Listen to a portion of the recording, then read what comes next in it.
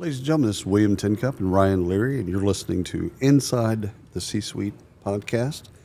We're at Cornerstone Connect in Orlando, Florida, and we're with Toya. Yes. So we had to go through that whole process of understanding where her name came from, which is good, actually. Would you do us a favor and introduce yourself? Sure. Thank you. And thank you both for having me today. And Sure. thank you for being here also. Sure. So, Toya Del Valle, and I am privileged and proud to be the Chief Customer Officer at Cornerstone. I've been at Cornerstone now a bit above 10 years. Whoa. So it's been a pretty fantastic journey to see Cornerstone evolve into who we are today. And so it's just been pretty incredible. To my role as Chief Customer Officer, my focus, primary focus, and quite frankly, singular focus, is to ensure the success of all of our customers. And so customer number one is Cornerstone. Yeah, customer zero. Zero. Yep, is Cornerstone with our overall focus on customer centricity. Right. And so specific teams that I lead within Cornerstone, I lead our customer success teams, Okay. customer support, Okay. professional services, Okay. customer education, Okay. and then also I have a team that is customer strategy and operations. We focus on customer insights, Right. learning from our customers, and many other areas. And some of the customer stories. Once you get in and find out that people are really digging in and doing well with what you've got. Absolutely. We take those customer stories, we partner with our marketing team and really just bring those to life. So Right. my team surfaces many of those with our interactions that we have, and it's just really a great way to showcase these amazing companies and what they're doing for their employees and team members and beyond. I love it. Well, I'm ready to learn. Let's do it. That's right. I'm ready to learn. I feel like we're going to have a really great conversation. Absolutely. So the purpose of this conversation is to learn about you. Okay. Your background, what motivates you, all of the good things that makes you you. We want to learn. So how far do we want to go back? I think 18. 18. Good Yeah. number? 18, that's a fantastic So number. where were you at the age of 18, and did you want to be a chief customer officer? Did I know what a chief customer officer was at 18? I'm kind of feeling like you might have. Yeah. So at 18, I was preparing, I just graduated from high school in Independence, Missouri, right outside of Kansas City. Yep. So go Chiefs, long-term Chiefs fan. 100%. And I was getting ready to, yeah. We're going to give you a big resounding no on that. My homie. He's an Eagles fan. Oh, you're an Eagles fan. Sorry. Oh, okay. Yeah. And so we were. She just patted you on the head. Jeez. That was That's awesome. That's worse than when people correct your name pronunciation. She's just like, oh, that's okay. That's cute. Yeah. Yeah, and I was getting ready to enter undergrad at the University of Missouri. So that was me at 18. Mizzou. Yeah, Mizzou is where I went to undergrad. Oh, that's cool. And I wanted to be a journalist. How about that? Which is why I was going to Mizzou, Sorry. the #1 journalism school in the country, Right. and in-state tuition. Thank you very much. 100%. Win-win. And so when did you decide when you were doing journalism that you didn't want to do journalism? The journalism school decided that I was. It was not. That's fantastic. That was not my decision. I could see you at an anchor's desk, though. I You feel. look like a news anchor. 100%. Thank 100%. you. I do feel like it's somewhat come full circle in a way that I didn't anticipate. But what I didn't anticipate going into undergrad, you start in the School of Arts and Sciences Right. and requirements that you have to achieve in order to enter the J school. That's correct. And getting a 5-hour D in your first year of 12 credit hours Yeah. is just really not a setup for success. That sounds like a sorority. So there has to, I'm going to put it out there. I don't know if it's true. I haven't looked into it, but it sounds like a sorority was involved here. It was a lot of fun. And my mother saying, look here. So I had to turn it around and then ended up majoring in business. Yeah. And so, but I do feel like the skills that I learned at the University of Missouri, because I was able to do quite a few things, Right. including being chair of homecoming, which Mizzou also was the first Oh, my goodness. homecoming there at the University of Missouri. So it was a wonderful experience. It just was different than I anticipated it at 18. So were you in student government? Yes. Oh, wow. I can see that. Can you see that? Yes. She gave a very political answer yesterday when someone tried to blindside her with some of the that was C-scat. fantastic. And it was really kind of a hateful, shitty thing to do. And you swarmed into it. And you're like, you know what? Here's the deal. People were years looking. ago. People were looking. I got this. I got this. Yes, I got this. You Oh. raised your hand. You stepped into it. And you're like, years ago, I would have told you a different story. And here's where we're at Observant. now. Yeah. Thank you. Thank you both. Yeah, that's very. I mean, I can see you be in politics too. 'Cause, Oh. yes. Yeah, it's very, I feel like yes, and I feel like I'm not sure. It's an area where I do see potentially my son one day based on, I feel like he has that path. I've asked him, he said he doesn't see that, but I see that because he's certainly on a path that could lead to that. We'll see. We'll come back to you. Where's he? Is he at school? Yeah, he just finished his first year at West Point Military Academy. 100%. Oh, wonderful. And so the skills that he's going to learn there serving our country is 100%. why I say, truly, you are on a magnificent path. So, My son is on a similar path. oh, yes, He's tell. at A&M in the Corps. Oh, that's awesome. And he's got an Army ROT scholarship, so he's going to do 4 years in. And then from there, From there, commissioned second lieutenant. That's right. Oh, yes. oh, yeah, he's an Eagle Scout, so they get paid a little bit more. Yes. Yeah. Okay. We need to get these folks together, and they'll talk tanks. Absolutely. Yeah, absolutely. Too funny. So okay. So after business school, what was the first job? So my first job, here was my goal, to have a job outside of Missouri.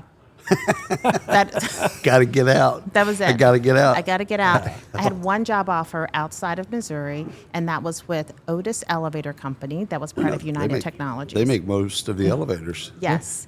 And that job was in Minneapolis, Minnesota. And you took it. I took it. I interviewed. MSP. MSP, yes. I interviewed in June and took the job in June. And in November, I thought, oh, do I have frostbite? I don't know. Maybe, because I've never been this cold in my life. No. But you don't have tornadoes. No tornadoes. No. No tornadoes. No, and but snow. Snow, and it doesn't stop them. I mean, Minnesotans, they know how to get the job done.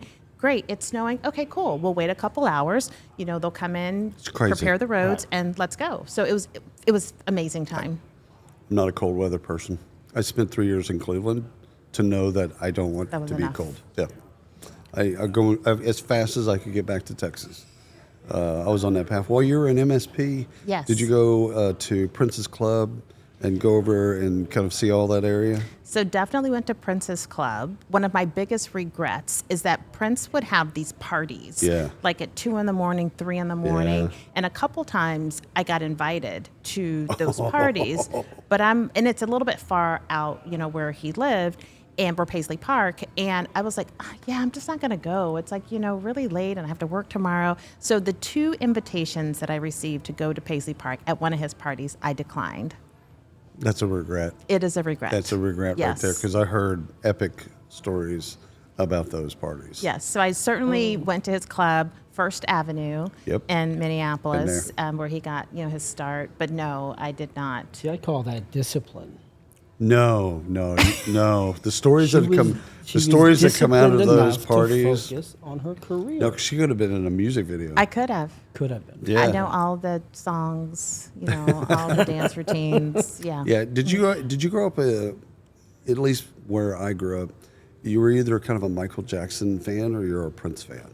Like you couldn't be both. It You was could Michael respect Jackson. both. I was a little bit of both, but more Prince. So, like too. a funny side story. So, going back into elementary into middle school, and I have to say, I don't know where our parents were, but my friends and I, 5 of us, tried out for the talent show, and we did a dance routine to Vanity 6. Yeah. Yeah. And so we were like, okay, so the song was, At least it wasn't Darling Nikki. it wasn't Darling Nikki, but it was SEX Shooter. Yeah. You know that song? Yeah. Okay. 100%. So we were like, yes, with our dance routines. And then whenever we got they put it on the wall, like who made the talent show. So there was our name of our group and then a star. And we're like, oh, what does that mean? See the teacher. We're like, yeah, you're in and change your song. And we just didn't even get it. Sometimes you'll listen to songs now that you listened to when you were younger and you're like, whoa, is that what I was singing? That's what they were saying the yes. whole time. Yeah. Yes. So both, but more of a Prince fan for sure. 100%. Yeah. Me too. That's So after Otis, what did we do? After Otis, so I was with Otis for about 3 years. So I was in Minneapolis, Right. and so headquarters of Northwest Airlines. That's correct. So most of the friends that I met were at Northwest, and I moved over to Northwest Airlines. And the job was, what were you doing? I was an analyst in the customer care team, Yeah. which was a career-changing period because I was an analyst in the customer care team during 9/11. Oh my God. Yeah. And so my role was to, as customers would have a post flight event, good or bad, you remember you send in the letters, you fax in the letters, you call them. I was Right. just analyzing that data, analyzing customer sentiment. And so during 9/11, it just really changed the trajectory of my career, which moved me more into people management, into operations, human resources from there. Right. wow. So I know you want to. I know that you want to go into more career. This flips. There you go. Yeah. You know what I'm saying? I saw that, and then I was like, she probably would like to hear out of there, dude. It's okay. We'll mark it. We'll edit this piece Okay, I out. was like, it feels kind of different on this side, but okay. So then my pictures looks. I didn't. No, even, no, I no one didn't even noticed. I didn't even notice it. Yeah, I saw. You're good. All right, so Look at you, you didn't even help. after it. you're Well, going to go you want to after go down the 9/11. career? I was going to go into motivations. But Do you it. Go ahead and. No, don't go. Okay. So where do we end? After airlines, she got into more of the people part of the business it. Okay. after 9/11. Yeah. Okay, so as you continue down your career at this point, Yes. where was well, first of all, let's go back. What was the big change? What was the big change when 9/11 hit for you? The big change was that the airline completely shut down. Yeah. And what was occurring is that I was still receiving communication from customers that didn't want to fly with certain types of people Yeah, who yeah. were wondering if air safety was even a thing. Right. And so, TSA was getting set up. Homeland Security was getting set up. and I'll tell you, I was the first TSA. And how I say that is because in order to relaunch the airline, Yeah. is that they said everyone from corporate has to go in the field. So I went to Memphis, Tennessee, and I was a member of the first TSA. So you had the National Guard that was there, Yeah. and then you had those individuals that were going through bags, they were patting people down. Oh, yeah. And I was doing that in Memphis, Tennessee, when the airline started to relaunch.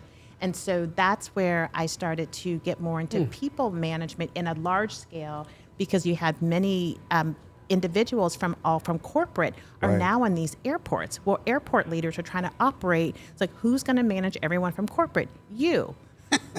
I got it. So I started got managing this. everyone from corporate and just really, really learning the ins and outs of the operations of airline travel. Outside the work, did you enjoy Memphis?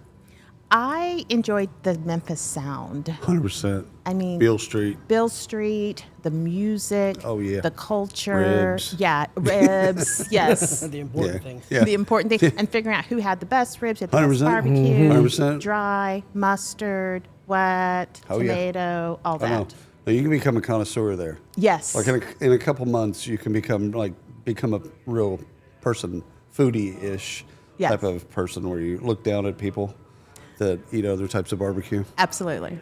And then I was from Kansas City, so you had Kansas City barbecues. It was Oh, the yeah. whole thing. Oh, and it's different. Yeah, it's Those big, are different. Because in the South, it's sweeter. It is sweeter. And now I live in North Carolina now. Aye. So then I have North Carolina barbecue. It's a whole thing. So Texas it's all brisket. Yes. And so it's dry rub. So like when people put sauce and all this other crazy stuff and it's sweet, they're like, you just look at them like, what are you doing to the I've meat? kind of fallen into the dry rub. Yeah. Oh, okay. Yeah. I don't know why. Yeah. Just, Tastes good. yeah. Yeah. But I like my That's wings why. in a lot of sauce. Yeah. I like Okay. wings in a lot of sauce. I'm Okay. good with that. Yeah. So what do we do after the airlines? What was the next position? Yeah, so after the airlines, I'll say it was a series of airlines. So I started to just build my career in airlines. So Right. I was leading operations, I was leading people, I was leading HR. So then I started to have several different roles within, at that time, Northwest Airlines. Yep. So now enter mergers and acquisitions. So Northwest Airlines was merging with Delta. Yep. Right. And so I was moving to Atlanta to work for Delta, And then the leadership team at Northwest Airlines did not go to Delta. They went to U.S. Airways, U.S. Airways America West in Right. Phoenix, Arizona. And they Right. asked me to come with them. And so I then I was in Atlanta maybe for just a few months, actually. Right. And then I moved to Arizona. And so I'm in Arizona at U.S. Airways America. Well, actually, not even U.S. Airways at the time. U.S. Airways America West. Right. And so when I was doing that, I was leading just larger teams of people, flight ops, in-flight, marketing, headquarters, just all these different functions and areas of people management, the HR team. Right. And then, again, we were ready. U.S. Airways was working through the acquisition of American Airlines. That's correct. And so I then moved to Charlotte, North Carolina with them to just lead large HR. I led international HR. I led God. East Coast for U.S. Airways HR at the time. And then that's when U.S. Airways bought American Airlines. Yep. And so I had more opportunities then, but at that time, those opportunities meant that I needed to move to Dallas. Correct. Jeez, That's where I live. And at that time, You're like, I'm done. I'm done. Enough of this. If I didn't live through all these M&As, Yeah. I'd be lost right now. Oh, no. Seriously. Like, this is confusing. but it's I'm all the tracking. M&As, and which prepares me, all of this I say prepared me for where I am now with Cornerstone. Right. And so I just was unwilling to move to Dallas. Once you got to North Carolina, you're like, okay, we're good here. Semi. I'll tell you the larger motivation, and so as this is more personal, this podcast, is that at that time I was in a failing marriage. Yeah. And I had a young son. And I just knew that I needed to get closer to 100%. my son. He was my priority. Right. And so I couldn't be moving around in the way I needed to do. Right. I needed to be, and I wanted to be a parent, a professional who's Right. also a parent Right. and doing really well in both. Right. And But you can't be on a plane five days a week. can't be on the plane 5 days a week doing that. That's right. And so during that period of time, Cornerstone was working with U.S. Airways, A client. a client. Look What? at that. Wait a minute. I was then leading everything people HR from an integration standpoint Right. between U.S. Airways and American Airlines. Oh, And God so bless you. Cornerstone said, hey, we're continuing to build this customer success team. You know technology. You know people. Right. Do you want to come over and lead? And I thought, what a great opportunity. And 100%. that's how. Do I have to lose? Do I have And to I could move? stay. Do I have to move to Santa Monica? That's right. That's right. Do I have to move to Santa Monica because the deal's off? Right. And check this out. 10 years ago plus March, they said, and you can work from home and you can travel. And I think the travel was maybe like 2 or 3 weeks a quarter, Right. which was completely Yeah. doable Yeah. especially compared to what I was doing. And I said, yes, let's go. And now that was Adam and the team. Yes, Adam, Kirsten Helvey, Chris Yep. Stewart, Yeah. all those hired me. Oh wow, that's fantastic. So now we're at the current position, Yes. right? So what's the biggest challenge for you right now? What's keeping you? I want to say keeping you up at night. Yeah, what keeps you up at night? Yeah. I'll say what keeps me up at night is just ensuring the agility and the focus of the team to meet our customers, where we say meet customers where they are and then where they need to go. And in some cases where they don't even know they Right. need to go. Right. And so at the teams that I have the privilege of leading, we talk a lot about value realization, outcomes. And we're doing so much work for our customers, but we have to ensure that it means something to them. Right. It means something to their employees. It means something to their customers. It means something to their extended partner network. And so while I'll say that if there's a thing of what keeps me up at night, it's ensuring that we're always focused in the right way, that everything that we do, everything that we're building, it really does align with customer centricity. And if it doesn't, how do we evaluate that and move it to its right place? So we're talking agility Yes. all week. This is what this is. Relatively newer in this space, the conversation, but it's been around. How has that played a role in your entire career? My entire career has been about agility. Yeah. And what a way to bring it here with Cornerstone.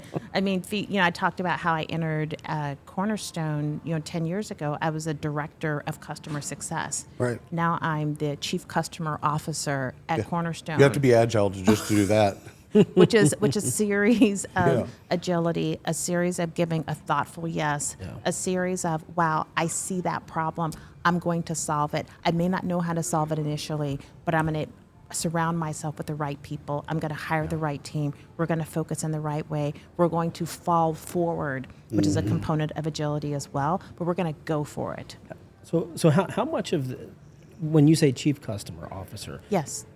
I think of, not you, but I think of a lot of the thought leaders and pundits out there that say, you just have to care. You have to love your customers, or priority number one. But how much of it is actually saying it versus motivating your team to actually do it and live it? Because you can't just make a customer happy. You have to actually go home and care.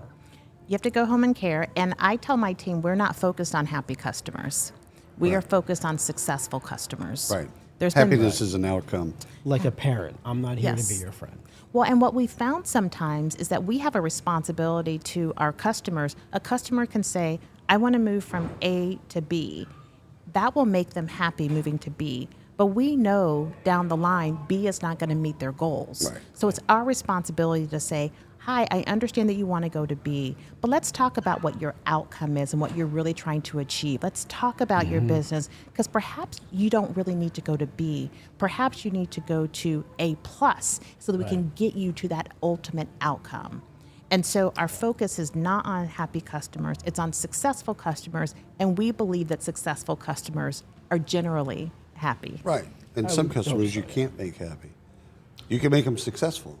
Right. But they're that's Happy- just in their personality, or it's in their background. It's Right. Just, And they're never happy gonna be doesn't create a longer term customer. Right. It does, Success does. unless you go through the success channel to get to that happy Correct. customer. But if Right. direct to the happy customer sometimes is not achieving their goal. Right. They could take you off the path and be happy, but you're not doing anything. Right. Because they didn't want to do anything, but they're happy. Right. And it's like happy. Okay, did that achieve your outcomes? Okay, what's your business needs? What's your employee satisfaction? Did you truly upskill your team members? Do you know how to solve your next roles? Do you know how to? So those are the things we're really driving our customers to. So if not now, have you ever had to fire a customer? Not directly fire a You know customer. what I'm talking about. I do. Somebody's toxic. Yeah, I do. Not necessarily fire a customer, but we have had to guide a customer in the way of See, professional engagement. She could be in politics. That's Swear to that God. CSAT score. So awesome. I will tell you We're that not a couple years fire. ago. I'm just going to strongly guide you to not be a dick. Like, here's a different way. Yeah. Or here's yeah. our ways of working. Yes. And this is how Here's we what believe. we'll allow. Yes, here's what we'll allow. Because I will say, though, we will be professional. We Right. will work in a professional manner. We Right. do understand, though, that there are times when this is emotional. You're talking about 100%. people's lives, truly, in the work that we're doing. And it can get folks worked up. So we'll set some standards. And we are also, as we see that temperature rising, we also know how to pause Yeah. those conversations before it rises to a point that is unacceptable for either one of us. Right. You have to set boundaries with folks, because sometimes when, as practitioners, sometimes when they hire a software company, they think the software company is going to fix everything. So you have unrealistic expectations, but they also sometimes come to the relationship with we write checks, we pay you. Yes. And so you do what we say, and it's like, Yeah, but you're paying them for a reason. to be experts. Yeah. Yes. And they do pay us, and we are appreciative 100%. of 100%. of that revenue. That's why really setting the stage very early is just super important. So setting the framework, how are we going to work together? Where are our working standards? How do we go through our own checks and balances Right. to ensure that we are touching base with each other in the right way? And when something goes wrong, if it does, this is how we address it. This is how we recover. Right. So within the organizations that you run, do you have any sales responsibilities, or is that separate? because, you know, sometimes every software company does this differently. Yes. So sometimes that land and expands, you get in, you make sure that they're successful. And then, by the way, we also do these other things, et cetera. So success, sometimes customer success is also tied to a revenue goal Yes. or something like that. And then some companies, it's all over on the CRO. They're over there, they're doing their bit. Once they find out a customer's successful, then they can go back into the conversation and expand it. Sure. So we say everyone at Cornerstone is part of the sales team. I love that. Because the sell is not just a commercial event. The sell is about the experience. So when existing customers, prospects have a great experience, all of that is part of the selling process. Right. To the commercial component of that is that with our customer success team, they do have a component where they are focused on and ensuring success of the customer. And how they do that sometimes, they can say, oh, wow, I recognize you have this need. We do have a solution for you. Right. And so how do we, Not trying to engage with sell you, that? just trying to make sure that you understand that that problem can be solved. Yes, absolutely. And part of the services team as well is that we have some team members called service solution sellers. Right. And they work right side by side with the sales team. So they're that's cool. determining, like, what should the implementation look like? How do we partner with our partners Right. in many cases through that implementation? We have a technical project. How do we scope that with you during the selling process? And so that's part of the journey, the customer journey that we build out as well. So the commercial component is within our sales team. However, everyone at Cornerstone should be selling as part of the experience of solving issues because we know that we have the right solutions for our customers and for our prospects. Because you mentioned implementations, Yeah. just want to get back to that. A lot of folks can go through. In fact, I used to say for years when I'd be on stage, I'd say I can make every single one of you fall down on the ground, start sucking your thumb, and I only have to say one word. It's usually an HR audience. Okay. I'd say Implementation. implementation, Yes, because everyone's been through. everyone has. Everyone, even when you were a practitioner, you probably went through one or two. Yes. So, how do you manage success? Because once they're using the product and they're in, and you're making them successful, and they can see that, I can see where CSAT gets high. Okay, yes. But after they've bought the product and now they're implementing the product, whether or not y'all are doing it or a partner's doing it, I can see CSAT being harder to manage. It definitely is, which is why we do a few things. And also there's a psyche that comes to it. So when you buy something, buy anything. Right. The first thing you're excited about this purchase, and you're like, should I have bought that? Uh-huh. Did I make the It right took decision? so much effort to buy it. Yes. So immediately when we have that closed one, like that purchase has occurred, then there's this like, oh my goodness, yes, and excitement and all those emotions. So immediately it's time for us to put a project plan together to Right. ensure the success, which would already start at pre-sales and then that will continue through the process. And so there are different ways of implementation. That's where you really get, because sometimes you'll have some customers that may say, I want it exactly this way. Right. And that's where we have to start driving to success instead of happy, because there have been instances when we and our partners have made customers happy during implementation and they're ready to launch and they can't launch towards their outcomes. Right. So we're constantly measuring through our customer journey evaluation, the customer sentiment through implementation, and then catching that and grabbing that. Whether we implement it or one of our partners implement it, we are a team. And so we work to ensure that success. And look, when that success is not happening, we know how to recover. Right. So recovery is just as important. Sure. Are you a fan of let's get them live fast on one thing and then expand that success into the other things? Or with some customers, I guess they drive, we want it all, which takes a little bit longer to kind of navigate and all that other stuff. So do you have a preference? I don't have a preference in the sense that this is where our implementation teams come in, our solution sellers come in, our customer success managers come in, is because we evaluate each situation differently. Right. It really depends on the maturity of the organization, what they're trying to achieve, what's their goals for this particular period of time. So it's not we certainly have some frameworks, and this type of customer benefits from this way, and this type of customer benefits from this way.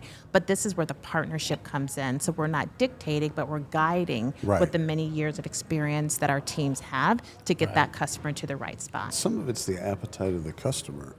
That Yes. they want, they're motivated. They're motivated for the sale, but they're motivated to actually change. And so they're willing to go fast. And we say, let's go, and let's make sure while you're motivated to go Yeah. fast, are you skilled to go fast? Yeah, Do you have the some- right Oh, good I call. was going to say, because going fast often ends in catastrophe. Oh, yeah.